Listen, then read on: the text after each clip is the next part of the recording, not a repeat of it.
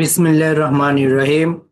The institute of bankers Bangladesh IBB কর্তৃক আয়োজিত 7 banking professional examination 2026 এ আইবিবির এগ্রিকালচার অ্যান্ড মাইক্রো ফাইন্যান্স এর একটি অঙ্কের আজকে সমাধান করতে যাচ্ছি।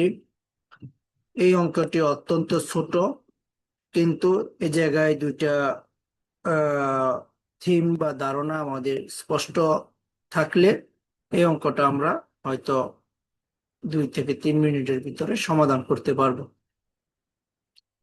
সবার আগে অঙ্কটা একটু পড়ি। N M F I branch write off টাকা 50,000 during the year. Total outstanding portfolio is টাকা 12 lakh. Calculate the loan write off ratio. আমাদের এই জায়গায় রাইট অফ রেশিওটার পরিমাণ জানতে চাইছে। এই জায়গায় আমাদের রাইট অফ এর পরিমাণ 50,000 টাকা, আউটস্ট্যান্ডিং পোর্টফোলিওর পরিমাণ হচ্ছে 12 লক্ষ টাকা। এখন আমাদের রাইট অফ জিনিসটা কি এবং টোটাল আউটস্ট্যান্ডিং পোর্টফোলিওটা কি, এইটা একটু বলে আমরা অঙ্কটা করব।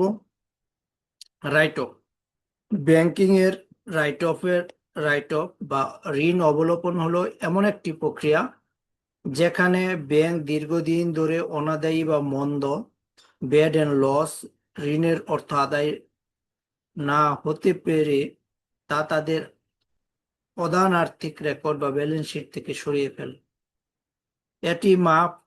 এটি ঋণ মাপ নয়, বরং আদায় করার সব প্রচেষ্টা ব্যর্থ হওয়ার পর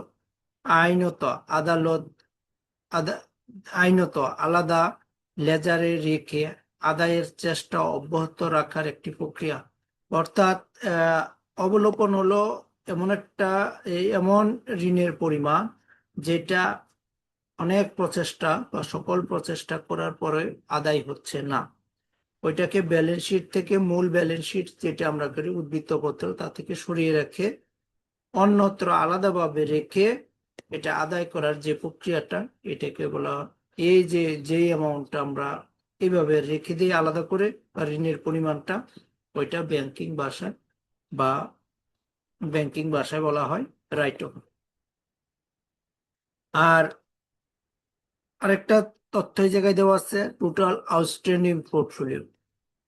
টোটাল আউটস্ট্যান্ডিং পোর্টফোলিওটা কিভাবে নির্ণয় করা হয়? ব্যাংকিং এ টোটাল আউটস্ট্যান্ডিং পোর্টফোলিও মোট বকেয়া পোর্টফোলিওকে বলতে একটি ব্যাংক বা আর্থিক প্রতিষ্ঠানের গ্রাহকের দেওয়া মোট ঋণের বা লোনস এন্ড অ্যাডভান্সের বর্তমান পরিমাণকে বোঝায়, যা এখনো ফেরত পাওয়া যায়নি।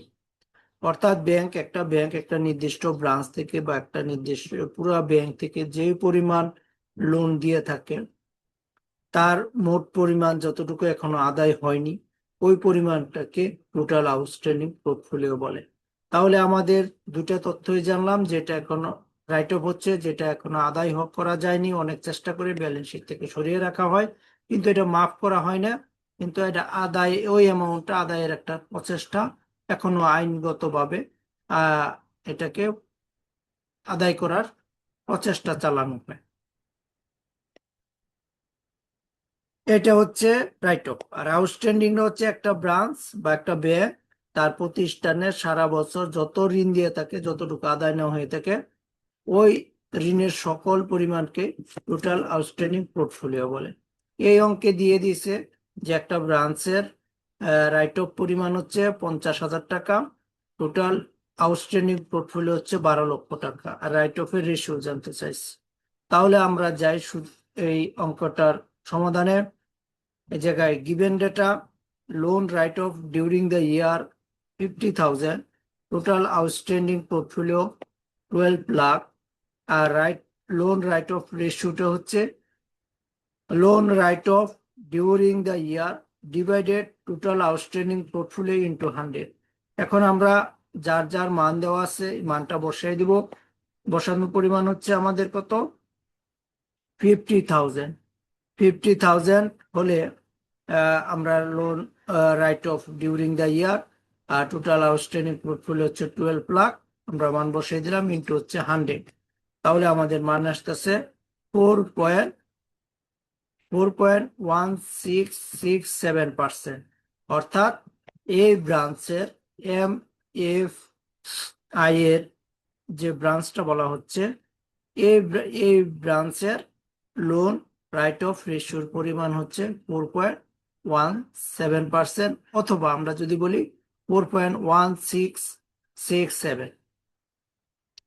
এটা হচ্ছে আমাদের এই অঙ্কের সমাধান, লোন রাইট অফ রেশিও। অর্থাৎ লোন রাইট অফ যতটুকু আছে ওই পরিমাণকে টোটাল আউটস্ট্যান্ডিং পোর্টফোলিও দ্বারা ভাগ করে 100 দ্বারা গুণ করে দিলেই আমাদের লোন পোর্টফোলিও রেশিও বের হয়ে যাবে। অর্থাৎ যারা এই অঙ্কটা একবার পড়ে বুঝতে পারছে তাদের জন্য অঙ্কটা সমাধান করা মাত্র 2 মিনিট বা 3 মিনিট সময় লাগে। ধন্যবাদ সবাইকে এই অঙ্কের সমাধান পাওয়ার জন্য।